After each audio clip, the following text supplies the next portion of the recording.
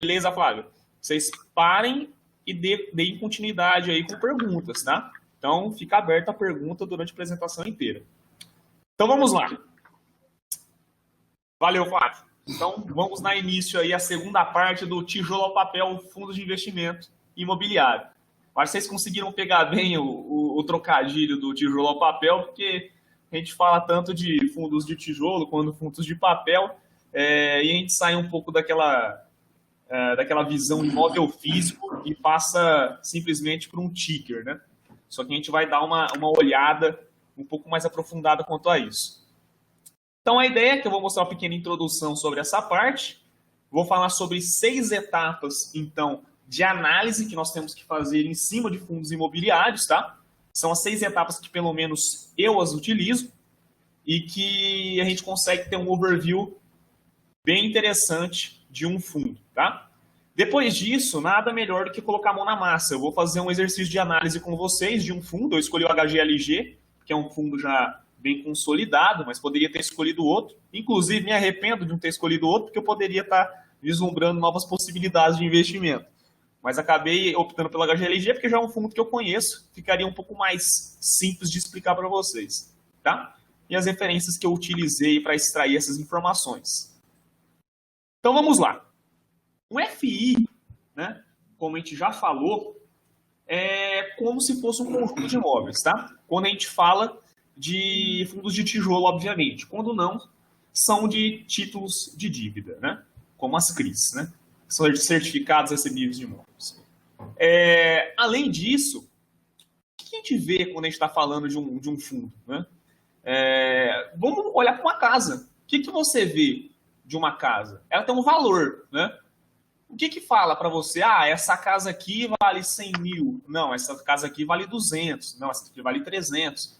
Né? É uma série de fatores, né, que nos faz crer que aquela casa realmente vale mais ou vale menos que outra casa, quando comparadas, né? Então, o que a gente faz quando vai olhar uma casa? A gente olha qual foi o valor que foi investido naquela casa. Olha, para construir essa casa, a pessoa gastou 300 mil. Né? E a localização? Está bem localizada. Está conservada? Está conservada. Então, tem uma, digamos, quando a gente fala de depreciação, tem uma depreciação baixa. Então, olha, a partir dessas premissas, eu sei que essa casa vale tanto. E um fundo imobiliário, ele não é muito diferente disso. Tá? Ele não é muito diferente. A gente vai dividir eu coloquei 7 etapas, mas na verdade são 6. Eu deveria ter corrigido esse 7 aqui. Antes de mandar para vocês depois a apresentação. Vamos olhar a primeira etapa quando a gente fala de um fundo imobiliário. Né? O que a gente faz? A gente vai avaliar o patrimônio do fundo.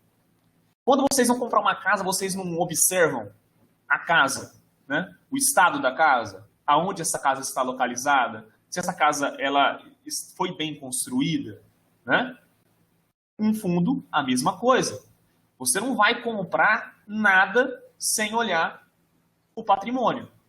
Né? Quando a gente está comprando um fundo imobiliário, a gente está comprando um ticker, um simples papel. A gente está, vou comprar, por exemplo, PAT C11, que é um fundo de lajes corporativas. Né?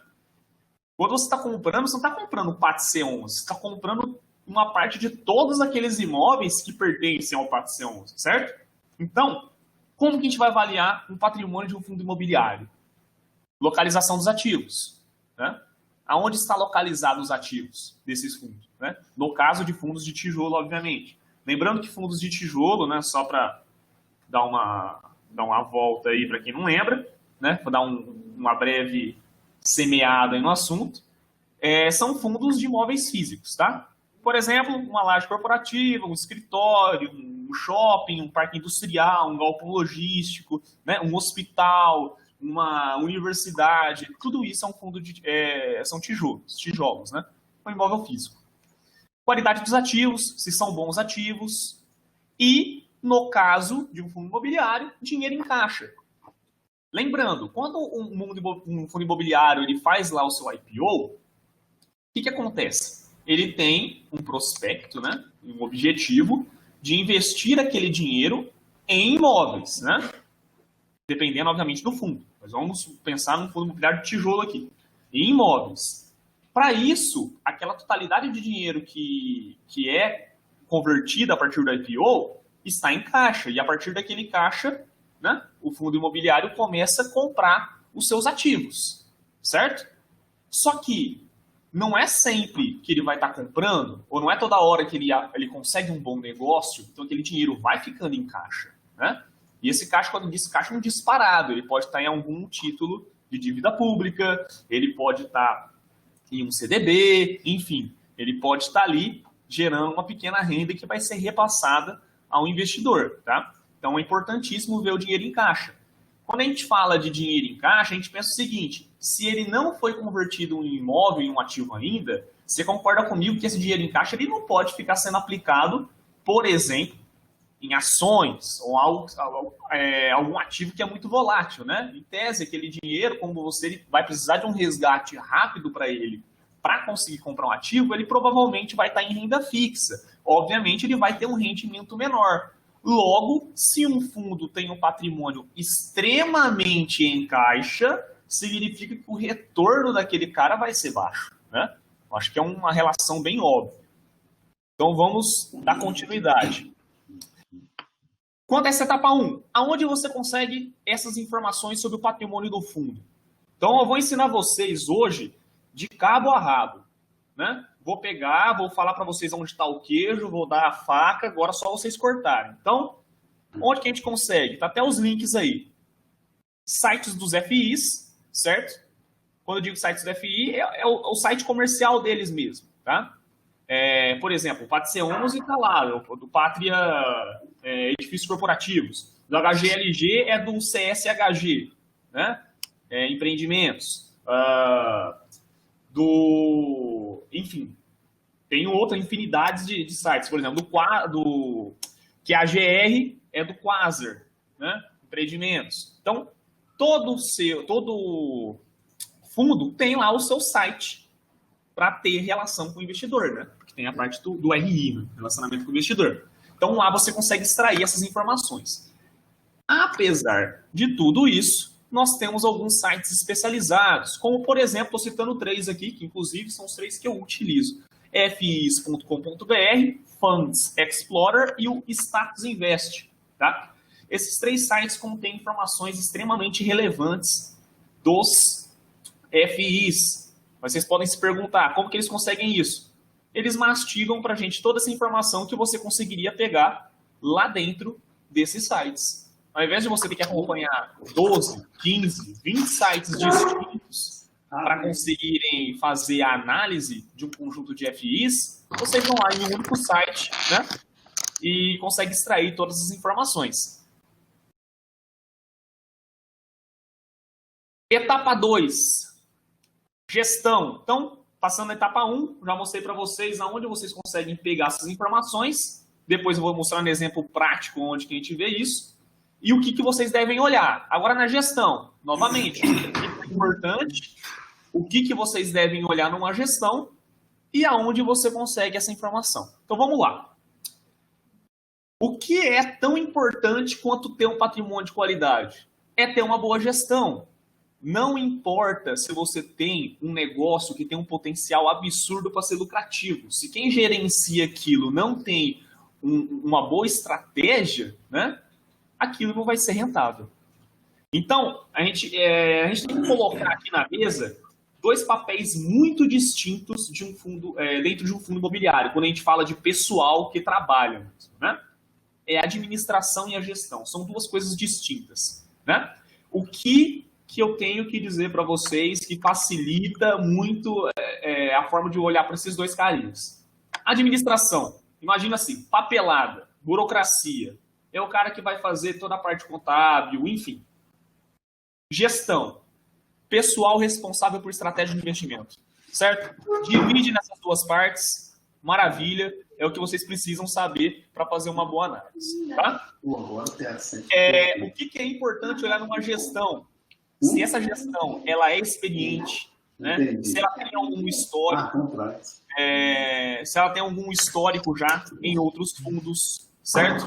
Se ela tem experiência ou se ela não tem experiência, se é uma gestão nova ou se já é uma gestão antiga, enfim. E aí a gente entra numa parte que é o tipo de gestão, tá?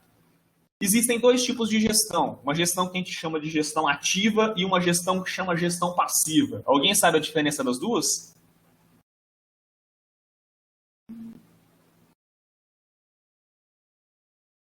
Não. Não. Ah, o Flávio manja, né? Imagina o seguinte, vamos começar pela passiva que é mais fácil. Uma gestão passiva, ela sempre tenta replicar algum índice. Então imagina o seguinte, eu tenho um fundo imobiliário de gestão passiva que tem como benchmark o CDI. Legal, então qual que é a meta desse fundo? Replicar o rendimento do índice CDI. Ponto. Perfeito? Ponto. Ativa. A gestão ativa é uma gestão que pretende superar, aí já troca a palavra, superar um índice, tá? Imagine então que você tem como índice Selic. Um exemplo, tá? Normalmente não é utilizado esse tipo de índice. Se for utilizar, por exemplo, eles colocam CDI mais 20%, CDI mais 30%, enfim, é um índice maior que isso, tá? Vamos supor, CDI mais 20%.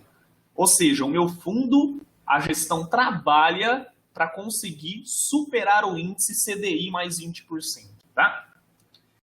Olha que eu coloquei em destaque aqui, atente-se às taxas cobradas pela administração e gestão, tá? Porque a administração e gestão normalmente tem taxa, né? Porque o fundo ele não se mantém de pé do nada. Alguém tem que pagar esse fundo e o dinheiro, da onde vem esse dinheiro? Do dinheiro investido no fundo, tá?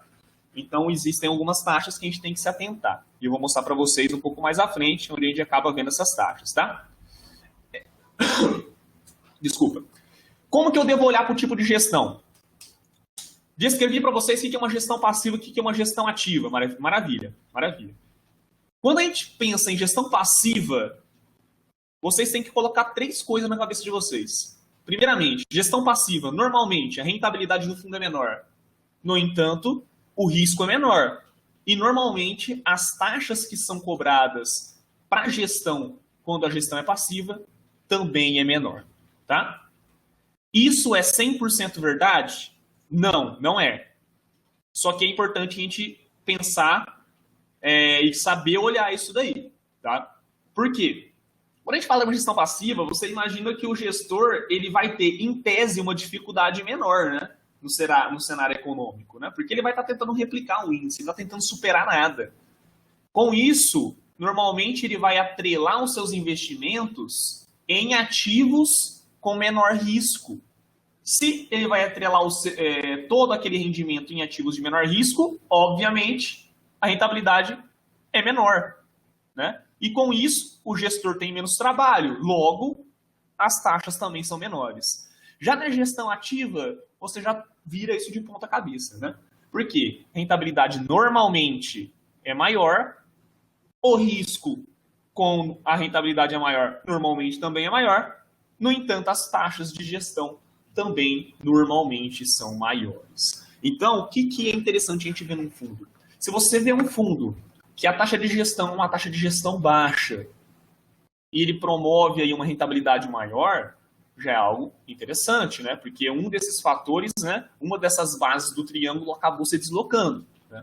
A mesma coisa é a gestão passiva. Se você olha para a gestão passiva, que ela tem uma rentabilidade menor, porque está atrelada a um índice que tem uma rentabilidade menor, e o risco daquilo lá é maior, ou seja, está investindo em ativos de maior risco, e mesmo assim a rentabilidade é menor, opa, então já tem alguma coisa errada aqui. Não é aqui que eu tenho que investir meu dinheiro. Entenderam? É essa cabeça que vocês têm que ter. Vocês têm que olharem dessa maneira. O que compensa e o que não compensa. Enfim, aonde que a gente consegue informações sobre o gestor? Nos sites desses FIs, tá? O que a gente faz? Entra lá no site do próprio fundo e normalmente vai ter uma seção chamada Gestão ou RI, Relacionamento do Investidor, e lá dentro vai ter alguma coisa falando sobre gestão. E aí você vai descobrir quem é que gere o fundo, algum histórico dessa gestão, enfim, as pessoas que estão atreladas a essa gestão. Você puxa a capivara do pessoal, tá? Dessa maneira. É como se você estivesse fazendo uma entrevista aí com o pessoal para saber se você realmente colocaria seu dinheiro ali ou não. Certo? Então vamos para a etapa 3 agora. Rendimentos constantes e dividend yield. Quando a gente fala de fundo, você está colocando um dinheiro para lá dentro ele ter uma rentabilidade e ele te fornecer algo que a gente chama de dividendo ou proventos, certo? Agora imagina, você colocaria o seu dinheiro em um fundo que ele não distribui dividendo? Não tem sentido, né? Você colocaria seu dinheiro em um fundo que distribui dividendo a cada 3 meses e os outros 3 meses que ele não distribui dividendo não tem uma lógica para tal, né? Não tem um motivo para isso? Estranho também. Então, o que normalmente se faz quando a gente olha a distribuição de dividendo de um fundo? A gente vai olhar os últimos 12 meses desse fundo de investimento imobiliário. E a gente vai ver se ele realmente distribuiu dividendos, né, rendimentos, nesses últimos 12 meses. Né? Isso indica que o fundo tem constância, ele sempre está gerando lucro. Se ele está gerando lucro, ele, por lei, 95% desse lucro, ele tem que pegar e distribuir para os seus cotistas. Tá? Agora pode vir a pergunta, mas caramba, e se esse fundo não distribuiu provento nesse mês? Simples, não descarte o fundo. Tente descobrir por qual motivo. Se não tem motivo, mau sinal. Né? Normalmente tem um motivo para isso. Se tem motivo, vamos descobrir qual é. O porquê que eu falo isso? Vou dar um caso interessante para vocês.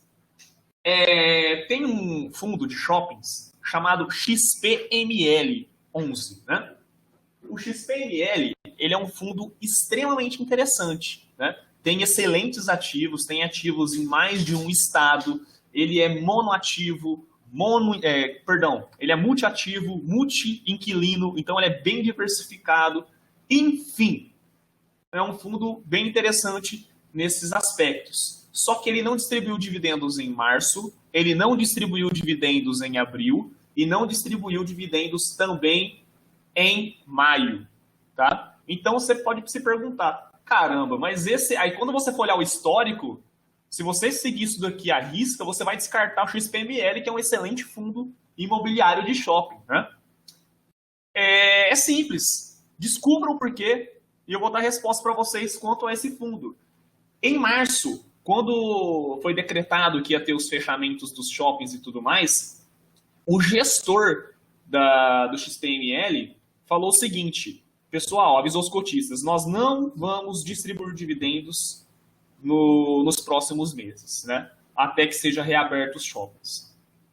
Motivo para isso, né? Simples, não derreter o caixa do fundo imobiliário, que pode ser utilizado depois para outra coisa. Segundo, não pesar em cima dos inquilinos, cobrando eles mesmo, pelo menos a mesma taxa, mesmo sem eles estão trabalhando, ou seja, você corre o risco de perder inquilino depois, porque essas pessoas vão acabar quebrando.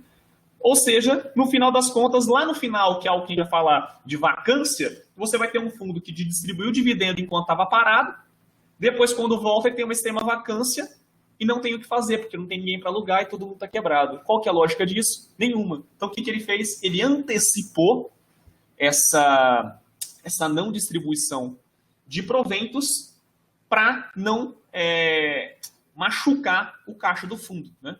Nem os seus inquilinos. Então, teve um motivo para isso. E foi um motivo sábio. Por quê?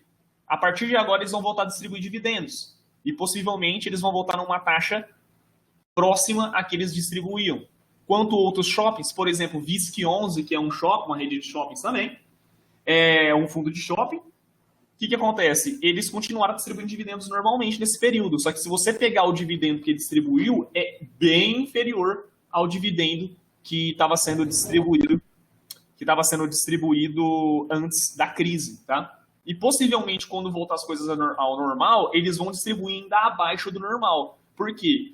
Eles provavelmente queimaram um tanto do caixa razoável para conseguir fazer isso, tá? Falei de dividend yield, mas alguns talvez não saibam o que é.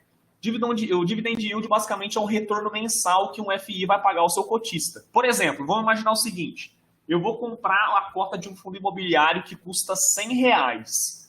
Quando a gente olha lá nos dividendos, né, o quanto que ele está pagando normalmente, a gente nota que ele distribui cerca de 50 centavos por cota de rendimento. Então, qual que é o dividend yield?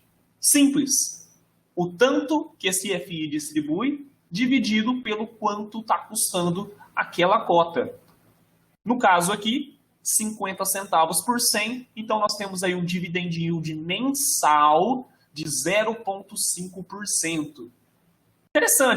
Interessante. Aí vocês podem se perguntar, mas como que eu olho para o dividend yield? Você falou que é 0,5% por mês. O que é um dividend yield bom? Acima de 1%? Acima de 70%? Acima de 0,1%? Enfim, vamos dar uma olhada. Como que eu tenho que olhar?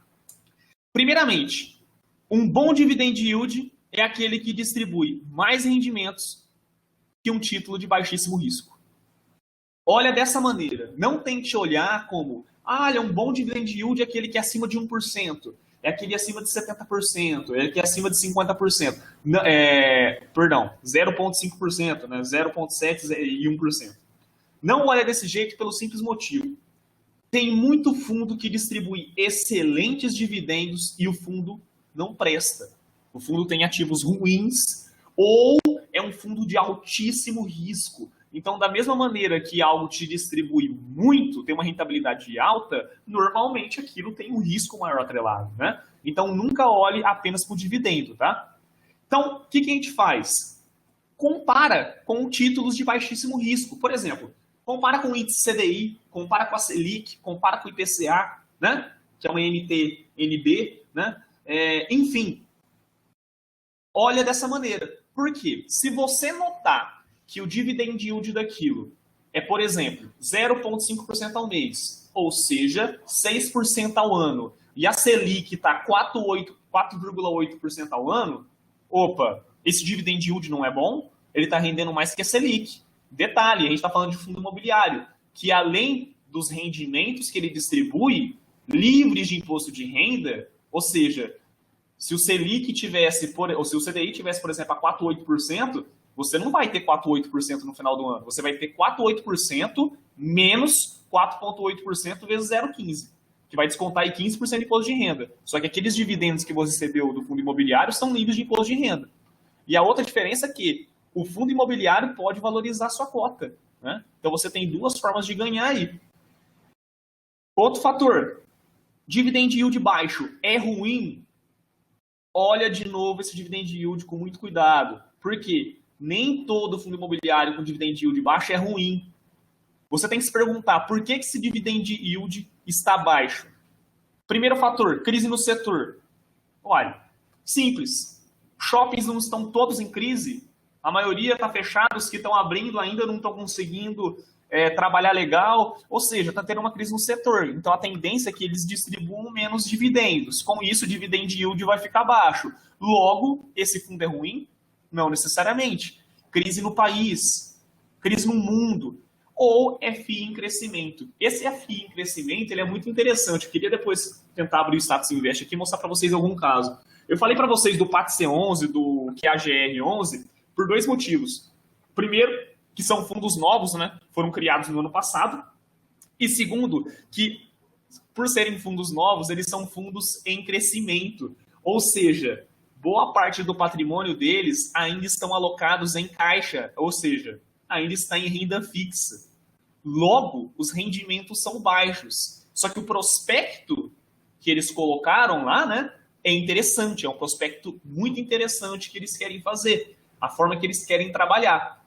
Logo, se você julgar esse fundo agora que ele é pequeno, né, entre aspas, e não comprá-lo porque o dividend yield é baixo, você pode perder uma valorização nos próximos 1, 2 anos aí, que tem a vir, que pode ter um crescimento exatamente na alocação desse caixa em ativos interessantes e promover a valorização da cota, além de crescer o dividend yield. Então você perde essa pegada. Por isso que é interessante a gente olhar o dividend yield dessa maneira. Não simplesmente porque ele está sendo baixo agora, que ele é ruim, né? A gente tem que fazer uma comparação. O que é mais interessante é que até os dividend yield mais baixos que a gente está tendo aí nos FIs estão acima da Selic ou do CDI, enfim. Acaba compensando, pelo menos momentaneamente. Onde que a gente consegue olhar essas informações de rendimentos de dividend yield? Os próprios sites dos FIs e sites especializados como fis.com.br, Funds Explorer e Status Invest, tá? Esses 3 sites a gente consegue visualizar essas informações. Então, depois que a gente olhou o patrimônio, depois que a gente olhou a gestão, depois que a gente olhou se realmente está vendo dividendo, vocês podem notar que até agora eu nem falei de preço, né? Eu vou falar de preço agora. O preço, ele é uma das últimas coisas que a gente tem que ver. O porquê disso? Se você compra um fundo pelo preço, você pode estar comprando um cavalo de Troia, né? Da mesma maneira que você compra um carro sem fazer um test drive, sem saber como está a mecânica, sem saber como que era o dono. Imagina um fundo imobiliário como um carro. Imagina lá como um carro. Você vai comprar um carro que você não sabe como foi feita a gestão dele? Ou seja, você não sabe como que a pessoa dirigia, você não sabe como que a pessoa, enfim, normalmente é com as coisas dela, você não sabe da gestão, né? Patrimônio. Você vai comprar um carro que está com muitas peças defasadas, sofreu uma depreciação muito grande, é um carro que está completamente raleado, enfim, né? Você não vai querer investir num carro desse, né? E aí você vai olhar só para o preço. Nossa, mas ele está num preço tão atrativo. Será? Por isso que é importante você olhar essas coisas antes de você olhar o preço. Mas vamos lá. Mesmo assim, o preço, por mais que é uma das últimas coisas que nós devemos olhar, ele é importante também. Porque a gente não tem que comprar nada na nossa vida sem saber quanto que está pagando. E por que está pagando aquilo. Você não vai em nenhum lugar, pelo que eu saiba, por exemplo, no shopping ou que seja na própria internet comprar alguma coisa, você não vai lá comprar e simplesmente escolhe uma roupa e vai na hora de pagar e a pessoa fala, ficou X, e você vai e passa o cartão. Você não pergunta, você não faz nada. Enfim, tem pessoas que podem se dar esse privilégio, né? Só que a gente sabe que um dia o dinheiro acaba. Em tese, se você tem uma consciência dessa maneira, provavelmente você é o tipo de pessoa que não vai conseguir acumular patrimônio na vida. Porque você nunca sabe o quanto está pagando e nem sabe se pode estar gastando aquilo, né? Então é super interessante a gente saber o que está pagando, tá? Então o que a gente tem que olhar como relação de custo-benefício de investir no FI? É uma coisa que a gente chama de PVP, tá? O que é isso? Preço sobre valor patrimonial. O que é o preço? É o valor que está sendo negociado a cota do FI. E o que é o valor patrimonial? É o patrimônio líquido dividido pelo número de cotas. Não precisa se preocupar com todas as informações, porque isso já vem pronto em muitos dos lugares, tá? O que significa isso, pessoal? Em um fundo de tijolo, o valor patrimonial basicamente é o quanto aquele fundo vale, os seus ativos. Pega aqueles ativos, se você fosse vender tudo agora, quanto que eles valem? Eles valem X. Divide esse X pelo número de cotas do fundo. Então você sabe quanto exatamente cada cota vale, certo? É exatamente isso. O que isso traz de interessante? Se o PVP é igual a 1, significa que o valor que você vai estar pagando nesse fundo é exatamente o valor que ele vale em termos avaliativos, obviamente, né, que foram pessoas que foram lá e avaliaram. Por isso que é importante também não levar o PVP ao pé da letra, porque você pode estar um fundo e essa avaliação normalmente é anual, tá? Então você pode estar pegando um fundo no final de uma fase, né, de avaliação, que esse fundo já foi depreciado e você está comprando ele no valor, sendo que na realidade ele vale outro. Enfim, se o PVP é igual a 1, significa que está sendo negociado no valor real dele. Se o PVP é maior que 1, significa que você vai estar pagando num fundo um valor acima do que ele realmente vale, patrimonialmente falando, tá? E se o PVP for menor que 1, significa que ele está sendo negociado abaixo do seu valor real. É onde o pessoal fala que se encontra a maior das oportunidades, que é você comprar algo que está sendo negociado a menos do que vale, né? O grande negócio, que o pessoal fala assim, vou comprar um apartamento por 200 mil, mas o apartamento vale 300. Enfim, existem muitos fatores que a gente tem que observar além disso, como eu já disse, ver exatamente se esse apartamento tem realmente essa chance de valer os 300, ou se ele está sendo avaliado aí pelo mercado a R$200, pode ser que ele realmente vale 200, né? Cuidado com o PVP. Por quê? FIs que têm uma promessa muito grande de crescimento Normalmente o PVP vai ser maior que 1. Dificilmente você vai encontrar um bom fundo imobiliário com PVP igual a 1 ou menor que 1, tá? É muito difícil isso acontecer. E outra coisa, por outro lado, não é porque um FI está barato, ou seja, ele está sendo negociado abaixo do seu valor patrimonial, que ele é bom. A gente tem que olhar o conjunto da análise, tá? Dá uma olhadinha, né? Legal, porque talvez ele está muito barato, porque ele tem um dividend yield muito baixo. Mas você tem que olhar, mas por que o dividend yield é baixo? Opa, porque ele é um FI focado ainda em crescimento, ele ainda está crescendo, e o mercado está precificando ele baixo porque o mercado quer distribuição de dividendo. Então, se eu não preciso desse dividendo agora, talvez seja um bom investimento para valorizar minha cota no longo prazo. Entenderam a relação? Além disso, aonde que eu consigo essas informações sobre o PVP? Site dos fundos imobiliários, novamente, e sites especializados como os 3 já citados, enfim, que são sites que condensam essas informações. Quinta etapa, análise de vacância. Vamos analisar a vacância. O que significa vacância? Existem 2 tipos de vacância. Vacância normalmente tem... Normalmente não, né? Ela significa ausência, né? A vacância é algo que está vago, ausente de algo. No caso, física e financeira. O que significa isso? Quando eu tenho um FI que tem uma vacância física, significa que existem imóveis que estão sem alugar. Física, não tem ninguém ocupando ele. E vacância financeira? Existem imóveis que tem alguém alugado, por exemplo, só que tem alguém que não está pagando. No entanto, o que é interessante ver? Normalmente as duas coisas estão atreladas, porque se você tem uma vacância física, ou seja, tem alguém que não está ocupando aquele espaço, você provavelmente vai ter uma vacância financeira, porque você não está gerando tudo aquilo de renda que teu fundo pode gerar, certo?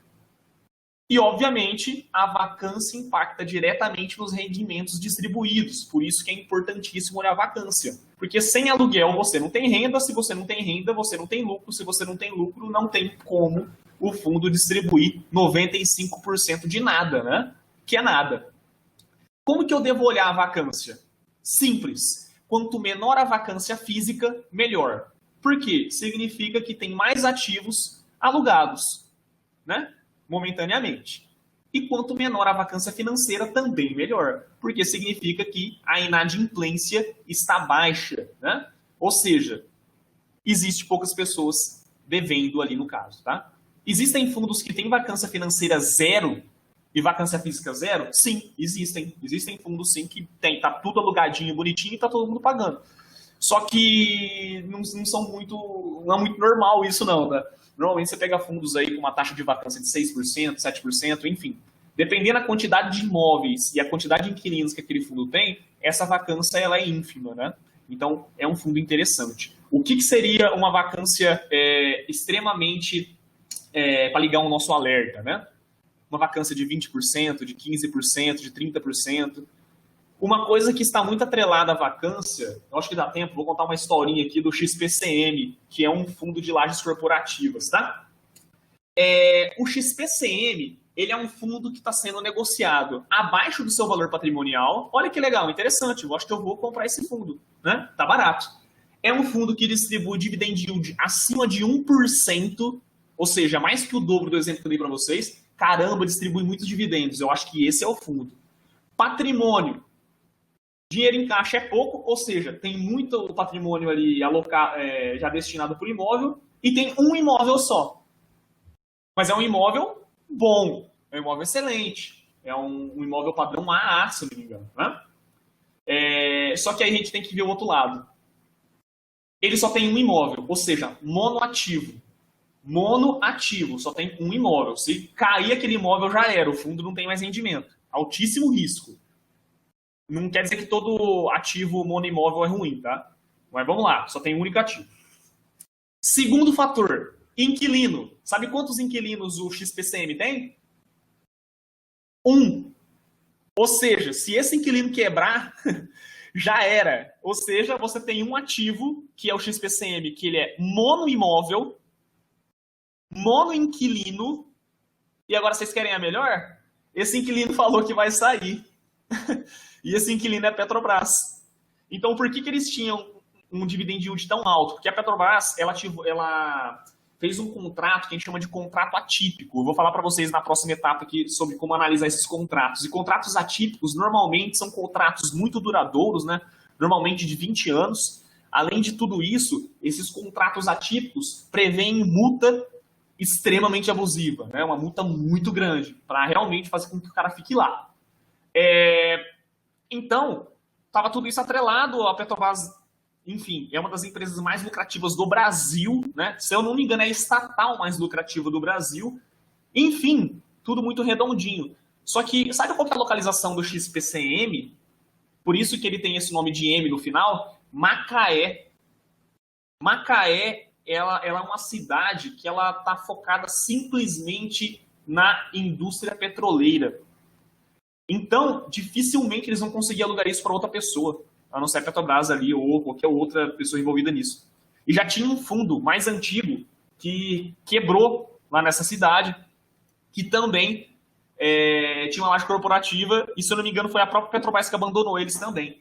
Então, olhe lá, dividend yield legal, patrimônio talvez, só que olha que perigo, monoativo, um único inquilino, né? Preço baixo. Agora, a tendência é vacância física 100% a partir do final do ano, que eles estão correndo atrás de uma outra pessoa para alocar, e vacância financeira de 100%. Por quê? Monoativo, monoinquilino. Logo, sabe o que o investidor vai receber de dinheiro a partir de 2021?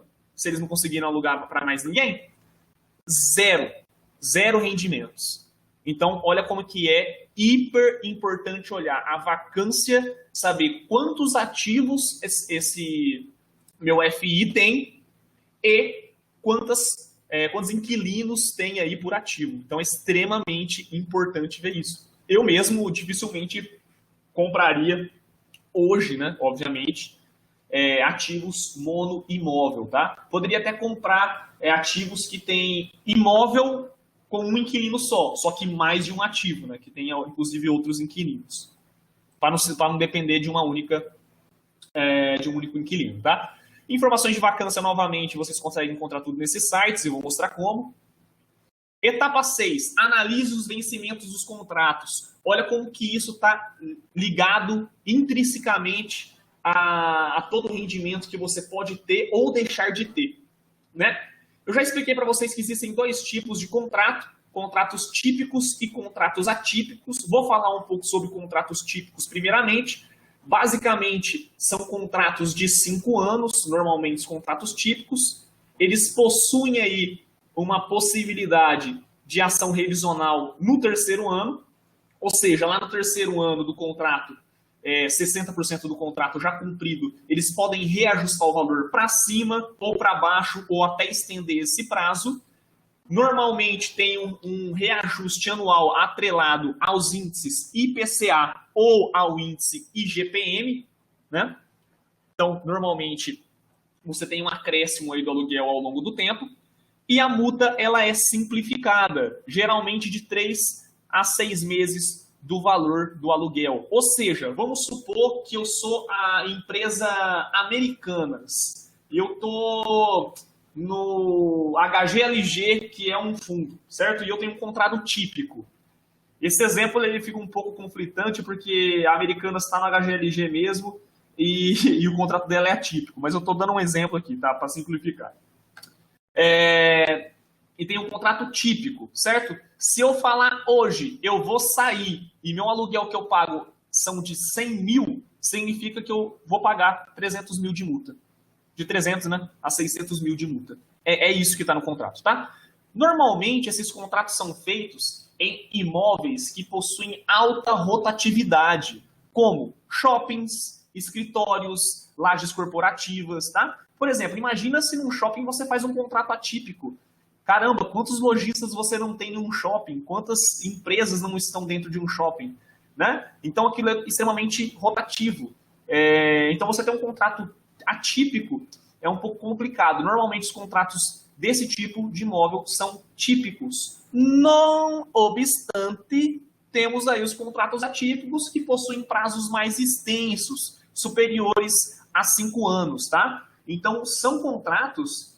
Facilmente você vai encontrar contrato atípico de 20 anos, 30 anos, tá?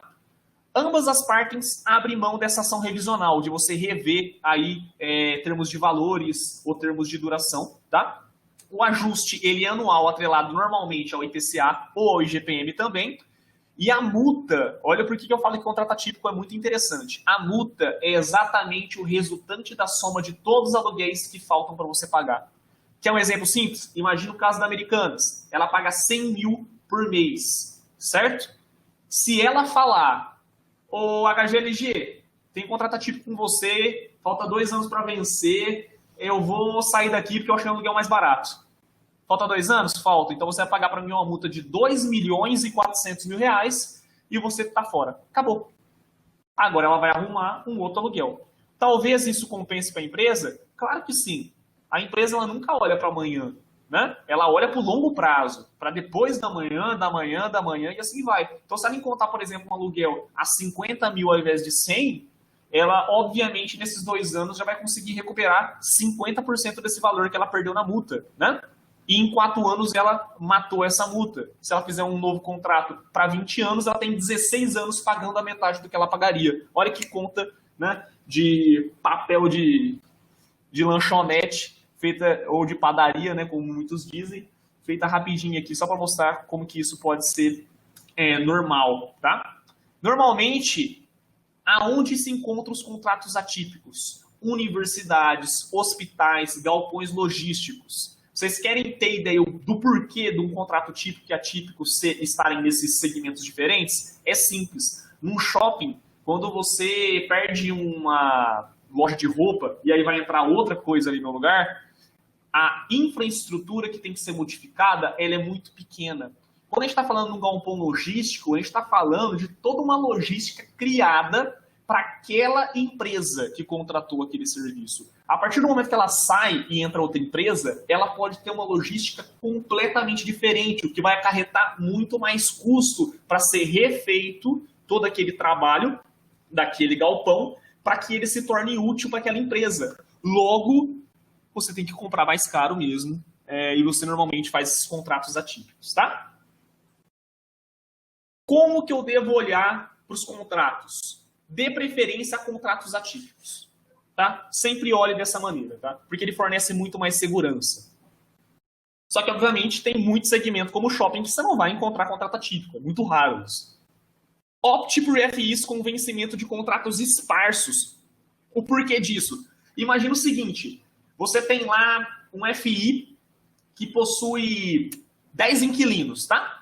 Esses 10 inquilinos vão vencer o contrato deles daqui 5 anos. Maravilha, vou entrar nesse fundo aqui com os 2 pés no peito. Deu 5 anos, não teve nenhuma renovação, não entrou nenhum novo inquilino. O que que acontece? Simples, vacância financeira e vacância física, 100% ao mesmo tempo. Ou seja, seu rendimento sai lá de R$200 que você recebia por mês, por exemplo, para 0. Por isso que é importante você sempre olhar fundos que possuem contratos esparsos, que não vençam tudo no mesmo tempo, tá?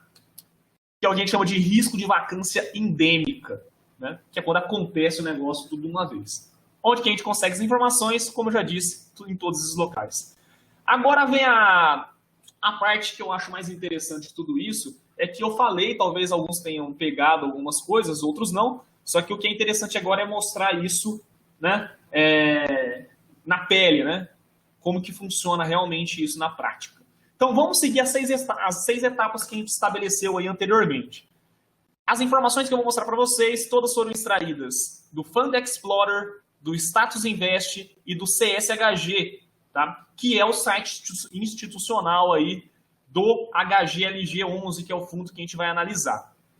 O que é o HGLG11? A gente tem que sempre começar analisando. O que é esse fundo? O que ele faz para ganhar dinheiro? É um fundo de segmento de logística. Ponto. Ele trabalha com galpões logísticos. Qual que é o público-alvo dele? Ou seja, quem pode investir nesse fundo? Investidor qualificado? O que é investidor qualificado? Investidor que tem declarados mais de R$1 milhão. Não. Investidores em geral. Ou seja, qualquer tipo de investidor pode ir lá colocar o seu dinheiro. Primeira etapa. Vamos avaliar o patrimônio do HGLG. Opa, você vai perguntar alguma coisa, Lucas? Não. Opa, Tranquilo. beleza. Vamos lá. Primeira coisa que a gente tem que olhar, patrimônio. HGLG, qual que é o patrimônio dela? O patrimônio da HGLG é de 1,6 bilhões de reais. É um dos maiores fundos do Brasil, tá? Desse patrimônio, nós temos 8,95%, ou seja, mais de 142 mil reais em caixa. Então, é um dinheiro que está ali guardado, né, que vai distribuir para você proventos provavelmente de renda fixa. Possui 11 ativos, então não é monoimóvel, né, é multimóvel, tem mais de 10 ativos aí, 11 ativos, distribuído em 4 estados diferentes. Então, ele está diversificado em ativo, diversificado em estado.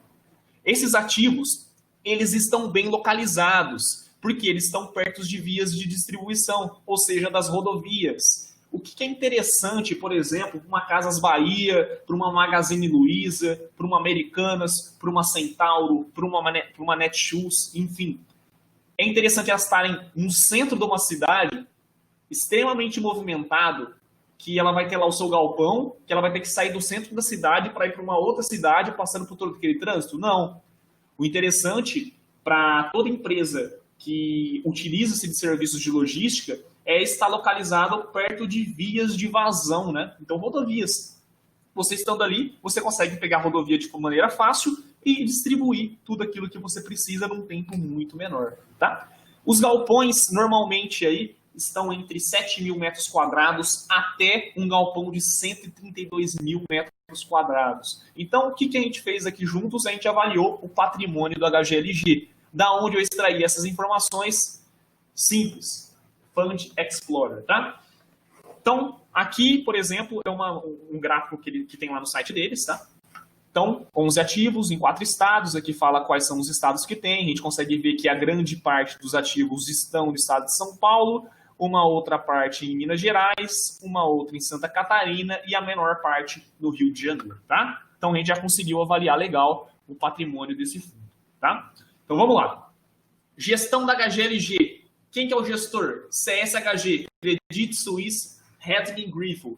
Quem nunca ouviu falar desse cara, provavelmente está há pouquíssimo tempo no mercado ou ainda não quis pesquisar alguma coisa sobre fundos ou, enfim, nunca viu nenhum relatório na vida de qualquer casa de investimento. Credit Suisse é extremamente grande. No Brasil, a Credit Suisse ela é um banco de garantia, né? É a fusão de duas coisas. Um banco de garantia, que é um dos bancos de investimento pioneiros do país, um dos primeiros, e da Hedging Griffo, que é uma das mais reconhecidas gestoras do país. E no mundo, a CSHG está presente em 4 regiões, no Oriente Médio e África, que é uma região só, que eles colocam dentro do portfólio deles, Suíça, Europa e Ásia-Pacífico, tá? Então está presente em 4 regiões. Qual que é o tipo de gestão? O tipo de gestão desse fundo é ativa, ou seja, ela visa sempre superar um índice. Eles não deixaram claro o índice, tá? Taxa de administração e gestão do fundo, 0,6% ao ano sobre o valor de mercado. O que é o valor de mercado? Simples, número de cotas vezes o valor que está sendo negociado. Se essa empresa está sendo negociada a R$100 na bolsa e ela tem 1.000 cotas, certo? Então ela tem um valor de R$10 mil. 0,6% disso é o que vai para a gestão e para a administração, certo? Isso é impactado no fundo todo ano, 0,6%.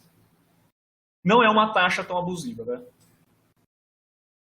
Comparado com o restante do mercado. Tudo você tem que comparar no mercado, tá? Então você pega esse fundo, compara com outros de logística e pondera o que seria o melhor, tá? Exemplos aí, a LZR11, VILG11, XPLG11, enfim, todos esses fundos são também de logística, dá para você fazer um comparativo entre eles. Rendimentos e dividend yield do HGLG. Vamos lá para a etapa 3 juntos. O fundo distribuiu rendimentos constantes nos últimos 12 meses, ou seja, se a gente pegar aí de julho do ano passado até agora, distribuiu dividendos com constância. Tem uma distribuição média de 76 centavos por cota. Quando a gente compara os últimos 24 meses, a média de distribuição é de 0,76 centavos por cota. Esse mês, inclusive, eu recebi 0,78 centavos por cota. Eles conseguiram pagar um pouquinho mais. Possuem dividend yield de 0,41% ao mês, ou, se você multiplicar por 12, 4,9% ao ano, livre de imposto de renda. O valor da cota do HGLG valorizou 69% aproximadamente nos últimos 5 anos. Se você olhar lá o gráfico nos últimos 5 anos, se você tivesse comprado lá, você ia ter 69% a mais de patrimônio, fora os dividendos que você recebeu, tá? O que é interessante? Sempre fazer uma comparação com um título ou com um índice público de baixíssimo risco, como por exemplo o CDI. Se você pegar o CDI rendeu nos últimos 12 meses 4,871% ao ano. Certo? Não estão corrigidos pela inflação. Eu não fiz essa análise. O ideal é você pegar, somar a inflação de todos esses anos e você vai saber exatamente o quanto que você teve de rentabilidade nos últimos 5 anos, né? Obviamente. Quando a gente olha para os rendimentos e o CDI, o que você vai fazer? Compara os dois. Um é 4,871 ao ano e o outro 4,90% ao ano. Se você olhar para esses dois números, você pode falar, putz, está muito próximo, nem está compensando investir na HGLG. Será? Você teria perdido valorização dos últimos 5 anos, enquanto no CDI você não teria valorizado nada, a não ser esses 4,871%. Detalhe, esses 4,9% que você recebeu de rendimentos, você recebeu livre de imposto de renda, enquanto esse 4,871% ao ano do CDI, você vai ter que tirar aí 15% de imposto de renda. Então, na realidade, está ganhando um pouco mais do que está aparecendo aí, tá? A gente consegue extrair dentro, se eu não me engano, esse gráfico é do Status Invest. Você consegue ver exatamente os rendimentos dos meses certinho aí, todos os meses, aqui são os últimos 12 mais 18 meses. Rendimento dos últimos 18 meses, tá? É legal que a gente consegue fazer um comparativo do ano anterior com o ano atual, né? Para saber como que está a distribuição de rendimentos, está variando muito. O que é interessante observar que a distribuição ela está inclusive maior nesse ano do que a do ano passado, mesmo com corona crise, né?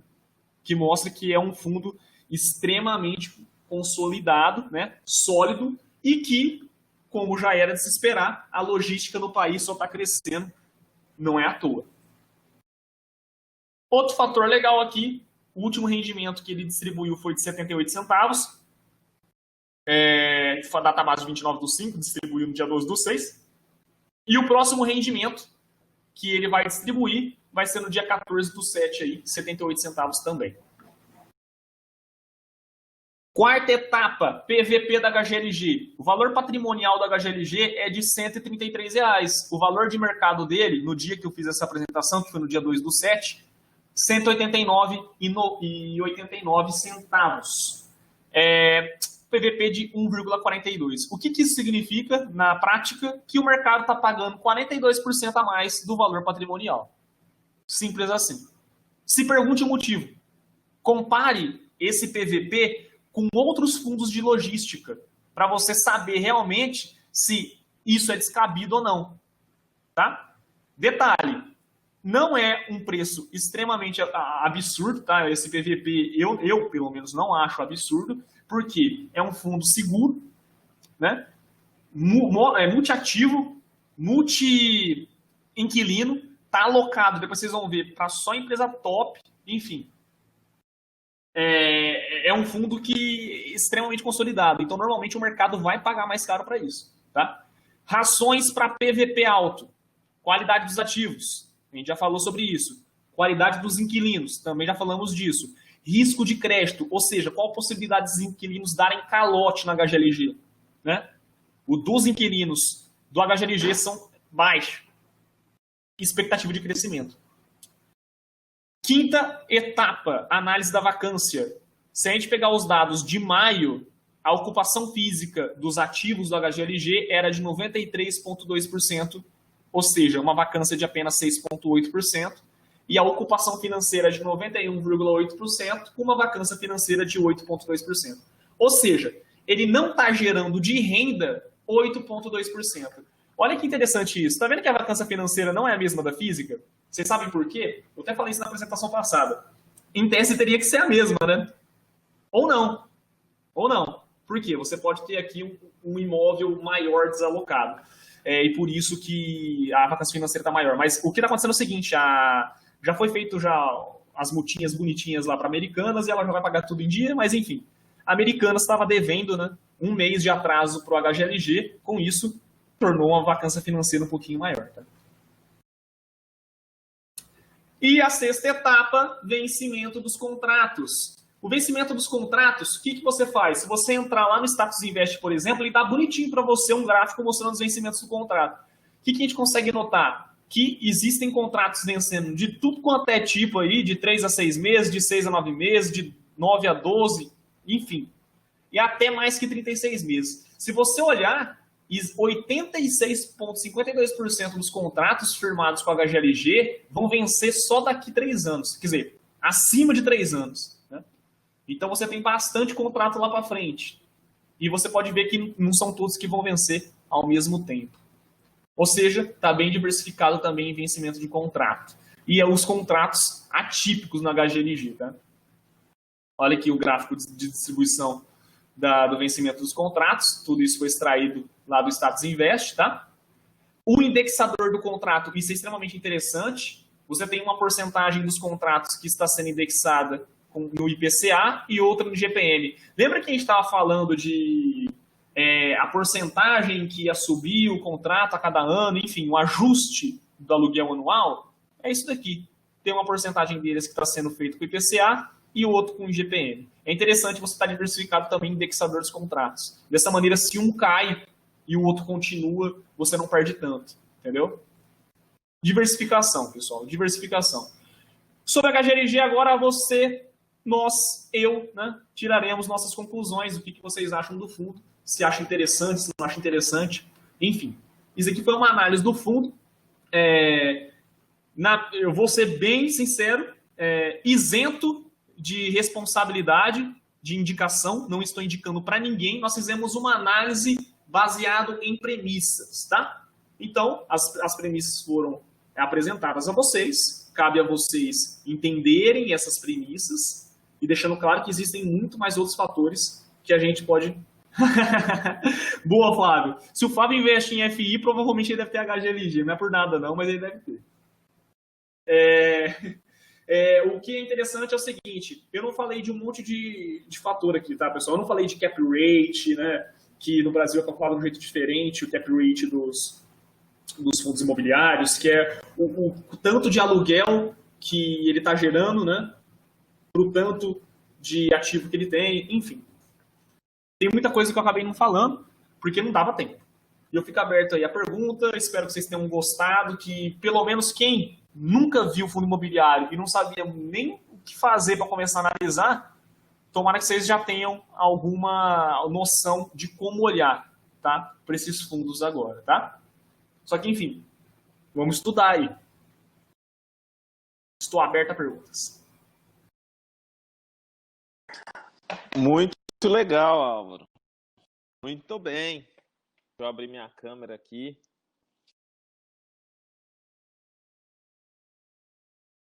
E aí, pessoal, gostaram da apresentação? Alguém quer fazer algum questionamento? O menino está pronto para a surra.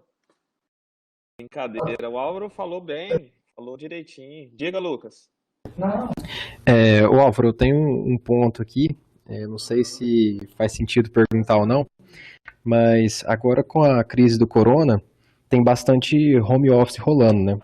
Sim. Aí, você acha que no futuro próximo, aí, o pós-crise, os fundos que têm escritório, esse tipo de...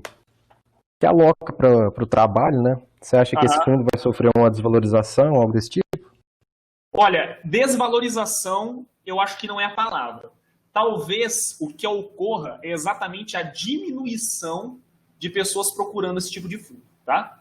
Por exemplo, muitas empresas hoje, como o Nubank, se não me engano, a própria Petrobras já deu a opção para alguns trabalhadores ficarem em home office, então a tendência é diminuir um pouco a questão dos escritórios. Só que o que é importante falar? As lajes corporativas, elas não vão deixar de existir, de jeito algum.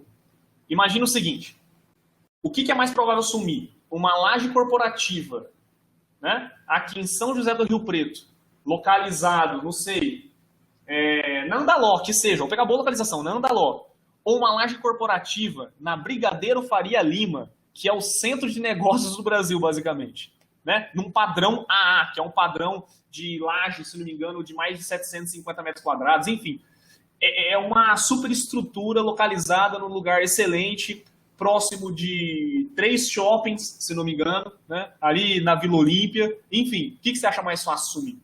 Né? Essa é a pergunta que você tem que se fazer. Então, os ativos, os bons ativos, bem localizados, com imóveis de alta qualidade, provavelmente não vão deixar de existir. Tá? Provavelmente não vão deixar de existir. Essa estrutura física ela ainda vai persistir. No entanto, eu concordo com você que vai diminuir, vai enxugar essa estrutura. Então tem que tomar cuidado onde vai estar colocando o dinheiro. Entendi, obrigado. Oi, Geraldo, eu tinha bloqueado o teu telefone, teu microfone. Ainda bem que você fez isso. Tava um ruído aí no fundo, aí eu lembrei agora, falei, nossa, deixa eu desbloquear, que eu não sei se desbloqueia automático aqui, ou você consegue. Não, então, eu fui, quando alguém me avisou, fui fechar e estava fechado, aí fiquei quieto. Ainda bem que você fez. Eu nem falei nada.